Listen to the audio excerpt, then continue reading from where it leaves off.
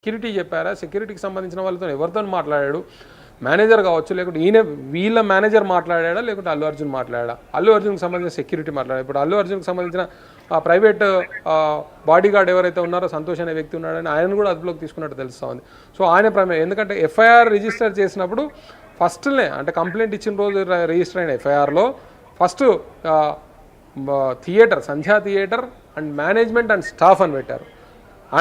అని పెట్టి Allu Aravind and his personal security అని కూడా ఆ ఎఫ్ఐఆర్లో నమోదు చేశారు. కాబట్టి ఆయన పర్సనల్ సెక్యూరిటీ మీద కూడా ఈ కేసు అప్లికబుల్ అవుతుంది. అర్జున్తో పాటు ఆయన పర్సనల్ సెక్యూరిటీని కూడా అరెస్ట్ చేసే అవకాశం ఉంటుంది. అందుకే సంతోష్ అని ఆయనకు సంబంధించినటువంటి పర్సనల్ సెక్యూరిటీ గార్డ్ ఎవరైతే ఉన్నారో ఆయనను కూడా అదుపులోకి తీసుకున్నట్టు తెలుస్తోంది. ఈ కేసులో వాళ్ళ సెక్యూరిటీని కూడా పెట్టారు.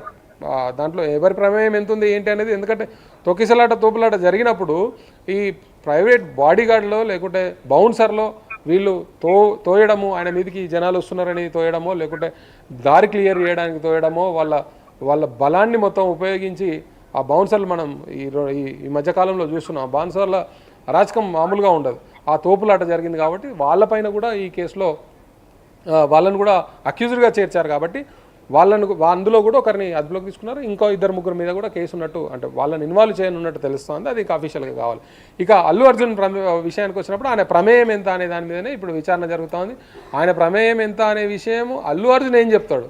ఇప్పుడు ఇన్వెస్టిగేషన్ ఏజెన్సీ అటు సంధ్యా థియేటర్కి సంబంధించిన వాళ్ళని అరెస్ట్ చేసినప్పుడు వాళ్ళు ఇచ్చిన స్టేట్మెంట్స్, సాక్షులు ఇచ్చినటువంటి స్టేట్మెంట్స్, టెక్నికల్ ఎవిడెన్స్, తర్వాత సీసీ కెమెరాలు కూడా వాళ్ళు సీజ్ చేశారు. సీసీ కెమెరాల్లో కూడా కొంత నమోదై ఉంది. దాంట్లో ఉన్నటువంటి విషయాలు, ప్రత్యక్ష సాక్షులు, నిందితులు ఈ కేసులో ఉన్నటువంటి వాళ్ళు, టెక్నికల్ ఎవిడెన్స్, వీటన్నిటిని సమప్ చేసి వాళ్ళు ఒక కంక్లూజన్కి వచ్చారు. ఈ ఘటన ఇలా జరిగింది, ఈ ఘటనలో వీళ్ళ ప్రమేయం ఉంది, వీళ్ళ నెగ్లిజెన్సీ ఉంది, వీళ్ళ ఇంటెన్షన్ ఉంది, వీళ్ళకి తెలిసినప్పటికీ పట్టించుకోలేదు. సో వీటన్నిటికి కారణాలు పనాల వాళ్ళు అనేది ఇన్వెస్టిగేషన్ ఏజెన్సీకి ఒక క్లారిటీ వచ్చింది. దాని ప్రకారమే వాళ్ళని అరెస్ట్ చేశారు. ఇప్పుడు అర్జున్ కూడా అరెస్ట్ చేశారు.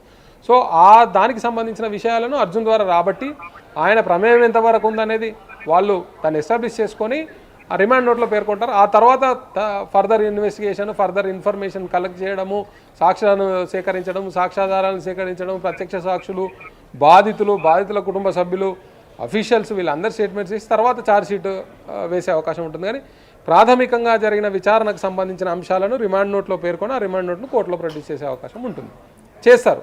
సో ఇప్పుడు ఈ అర్జున్ ఇచ్చే స్టేట్మెంట్ నిజంగానే కరెక్ట్ కావాల్సిన అవసరం లేదు. అర్జున్ ఇచ్చే స్టేట్మెంట్ను మాత్రం కన్సిడర్ చేసి ఆయన ప్రధాన విషయాలు చెప్పారు, కానీ ఈ డీవియేషన్ ఉంది.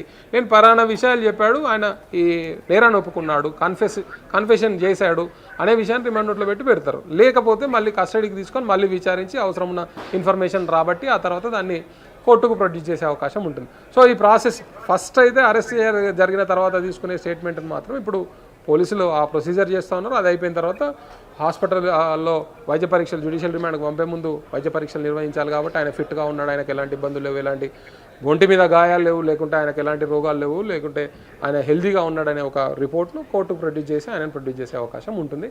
ఆ తర్వాత కోర్టు ఏం నిర్ణయం తీసుకుంటుంది అనేది చూడాల్సిన పరిస్థితి అయితే ఉంది. మధుశ్వేత, సునీల్, అటు అల్లు అర్జున్ ఇంటి దగ్గర భారీగా ఫ్యాన్స్ చేరుకున్నారు. ఇక్కడ చిక్కడపల్లి పిఎస్ దగ్గర కుటుంబ సభ్యులతో పాటు భారీగా ఫ్యాన్స్ అలాగే చేరుకున్న పరిస్థితి ఉంది. తర్వాత ఇప్పుడు గాంధీ ఆసుపత్రికి తరలిస్తారు, ఆ తర్వాత కోర్టులో ప్రొడ్యూస్ చేస్తారు. ఈ సమయంలో